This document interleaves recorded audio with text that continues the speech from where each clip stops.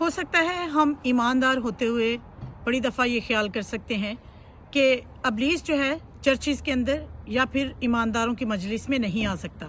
तो हम देखते हैं कि बाग़ एदन के अंदर खुदा हर रोज़ आदम के साथ बातचीत करने आता था और इब्लीस भी वहाँ पर मौजूद होता था और उसने हवा को वरगला लिया। फिर हम देखते हैं अय्यूब की किताब में इब्लीस जो है वो आसमान पर चला जाता है। खुदा ने उसे देखकर कहा कि तू कहाँ से आता है, और उसने कहा कि मैं ज़मीन की सैर करता हुआ। फिर हम देखते हैं नए अहदनामा के अंदर कि पतरस यीशु मसीह के पास खड़ा था और इब्लीस पतरस के अंदर घुस जाता है और खुदा ने उसे झिड़का और कहा कि इब्लीस दूर हो।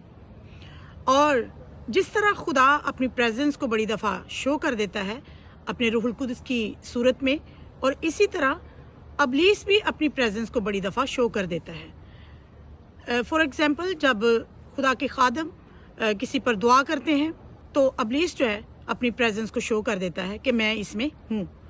और इसके अलावा हम देखते हैं कि खुदावंद के कलाम में ये भी लिखा है कि वो शेर बबर की तरह धाड़ता फिरता है कि किसको फाड़ खाए। इसलिए हमें इब्लीस से बड़ा अलर्ट और ख़बरदार रहना होगा, ये जानते हुए और ये समझते हुए कि वो ना सिर्फ ईमानदारों की मजलिस में आ सकता है बल्कि उनमें घुसकर उनको इस्तेमाल भी कर सकता है। सो इसलिए be careful. God bless you all.